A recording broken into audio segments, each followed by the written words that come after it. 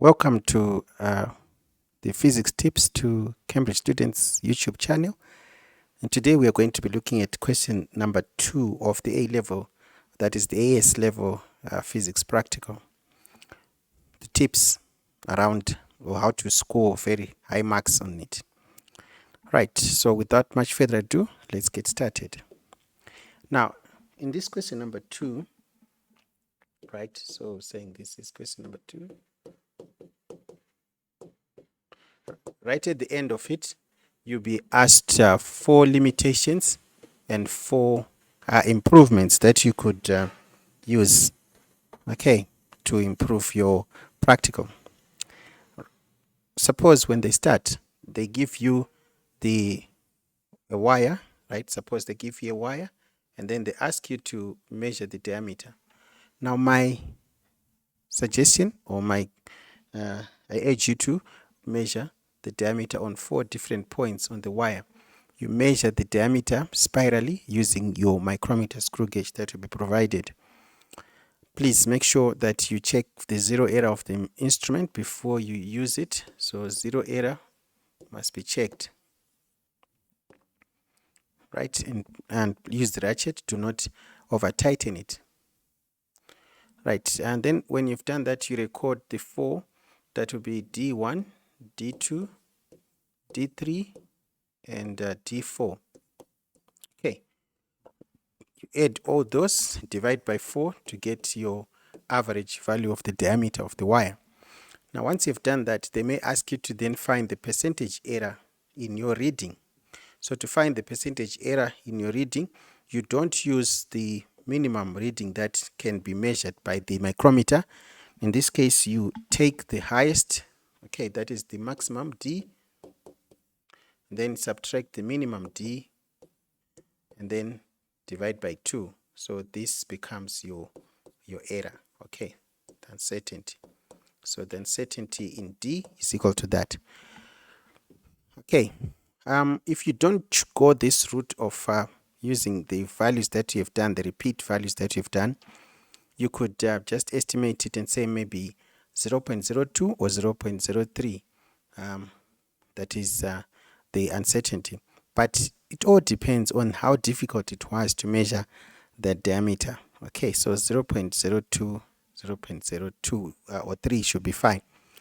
But the best method is to find the maximum minus the minimum, then divide by 2 to get the range. Okay, which is, so the range divided by 2 is your uncertainty.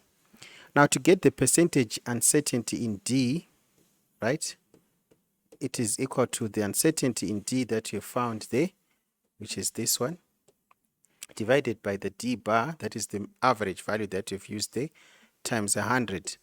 So that gives you the percentage uncertainty. Okay. So then they may then ask you to calculate the area, okay, the cross-sectional area of the wire. Now to find the cross-sectional area of the wire,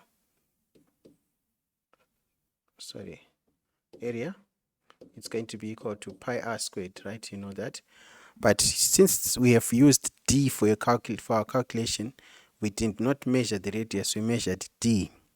So we know that D is equal to 2r, okay, or r is equal to D over 2. So which means you can input that, which will be pi r now is D over 2 all squared, which then gives you pi D squared over 4. Okay, so this is the formula that we always use for measuring the area.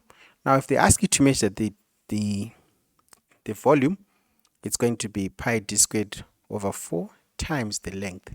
Okay, fine. Now, again, the number of significant figures that you're going to use for your area are dependent on the number of significant figures that are there for your diameter. So, which means, so your area must be expressed to the same number. Okay, so same number of SF as diameter. So very, very important. So going forward, all your calculated values must always be consistent with the least or the quantity with the least number of significant figures in the calculation. Suppose you have, you're saying t squared over d, where t is time. Now, if t is to 4SF, d is to 3SF, you are going to use 3SF for your calculation. Okay, so you always use the least number of SF, okay, in your calculations to express your significant figures. Very, very important for you to do that. So we always do that, or they may accept one more SF, but it's always nice to express to the same number of SF as the least. Now for T, if they ask you to find the period, as I said in my previous videos, again on this, I think on the part 2 video, I talked about repeat. So you always repeat T for a certain number of oscillations, and please mention the number of oscillations that you use. Okay, so mention always the number of oscillations that you use. It's very, very important. So you say T for 10, 20 oscillations, and then you do that. So that would be T1, T2, and then T average, or T3 if you can. If time permits, you can do T3. So there's always a mark for repeat readings. So repeat readings are very, very important. Then when you've done that, after finding T average, then you say T average divided by 20, you get the T, period T, that is required. Now, normally they then ask you to find K. Okay, they may ask you to find K, or they change conditions, and then they say, using this L, now calculate T. Again, another T. So you have two values of T. Usually the second value of T would be less than the first value of T. Okay, so there's a mark for showing that the first value of or second value of T is lower than, so you've got to do the experiment as accurately as possible. So do not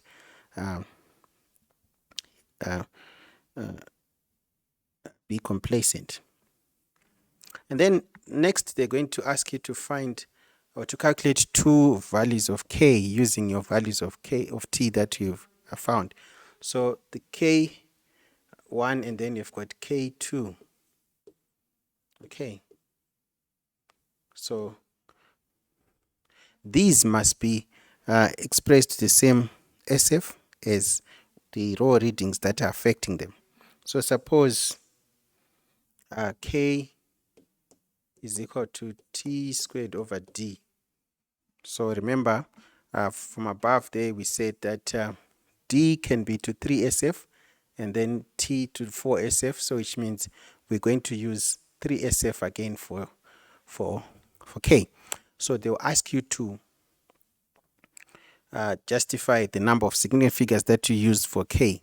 So you say measured values of D were correct to 3SF, whereas measured values of small t were correct to 4SF. So calculated values of K have been expressed to be consistent with D, which is the least significant figures. So very, very important to state that you have got to state the raw readings that are affecting K. Okay, so in the raw readings, we have got small t because big T was derived from the small t where we have calculated or where we have measured the time for the oscillations. And then D was a direct measurement. So which means you're comparing this measurement and that measurement there. So the number of SF, the one that is the least number of SF is the one that you say to be consistent with D, which is the least number of significant figures. K was expressed to 3SF. Okay. Right? And then after that, they will then ask you to explain whether the results support the suggested relationship. So in that regard, you've got to state a criterion that you're going to follow. So you are going to say, right, depending on how difficult it was again to do the experiment, the difference or the modulus or the size of K2 minus K1 divided by K1, right, times 100% must not exceed 10% if the experiment was easily done. 20% if the experiment, so maximum of 20%, let's just say maximum of 20%, that is for a very difficult experiment, it must not exceed 20%. So any value between 10% to 20% is allowed. Above that, well, it won't be good enough, because the experiments that you do will not be as difficult to have an error that is above 20%. So just be between 10 to 20%, depending on the relative difficulty of the experiment. So if it is less than that, so you really have to calculate. So that's your suggested criterion. And then when you've used that suggested criterion, you then use your two values of K. Don't just say K2 and K1 are almost the same. If you do that, you won't get that mark. You need to have that criterion. So you say K2 minus K1 over K1 times 100% is about 5.23%, which is less than 10%, the limits of experimental uncertainty. So we can say it's within the limits of experimental uncertainty. Then moving on to the 4x4s, okay, the 4 limitations. So on the 4 limitations, you make sure that the first one is 2 readings are not enough. So you always have to state this one. 2 readings are not enough to make a valid conclusion. So not enough to make a valid conclusion.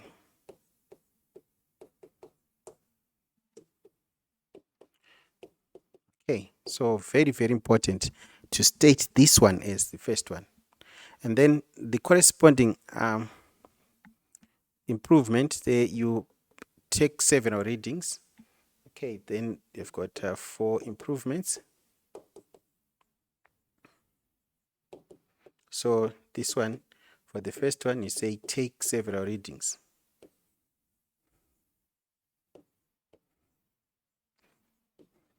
And plot a graph. Very, very important. Okay, you don't say find an average. It's not accepted. You just say plot a graph. Okay. Then to get the other 3 here, limitations, you have got to be very, very attentive to detail as you are doing the experiment. So you note any difficulty that you encounter. Okay, don't just say parallax error in measuring the length, or parallax error in measuring the diameter of the wire. It's not accepted. Parallax error is accepted only if an object is in motion and it is difficult for you to measure the length, maybe the height above the ground for a tennis ball that is oscillating, or that is bumping or bouncing against the wall or something like that. So you could say then parallax error there, because you cannot really read the meter or scale as the ball is in motion. Right. So also when you are talking of using a video camera, you need to really talk about the fact that this video camera is connected to a timer. Okay, so use a video camera that is connected to a timer, in short, to record the period. It is very, very important to do that. So avoid vague statements. Okay. Also, light gates should be connected to a timer. So use light gates connected to a timer to find the position, or to find the time, to find the time taken for oscillations. Okay. So be attentive to detail as you're doing the experiment, so that you really, because sometimes if you are using strings, the strings may slip as the oscillations are taking place. Take note of that. Do not suggest things that change the whole procedure of the experiment. So please maintain the same procedure. Blue tack is used when you don't have good, very uh, like motion that requires strength. So you can talk of glue in that regard. Also, turning off of fans only applies when there are light objects in motion which are affected, not secure objects. So if you have something that is already secured by a clamp and you can't say turn off all fans, you can't say that. Okay. So avoid vague statements on the limitations, which can include error while seeing the oscillation, angle hard to see, there might be an error due to rotation. No, really state anything that increases the random error in the experiment. Okay, be precise with whatever you're saying. Don't just say half-baked answers. So it's very, very important to explain what you mean so that the examiner really knows what you're trying to say. I hope this video has been useful, and if so, please give it a thumbs up, and also do comment on future content that you'd love me to go through. Please consider giving it a like and also subscribing to the Physics Tips for Cambridge Students YouTube channel. Signing out.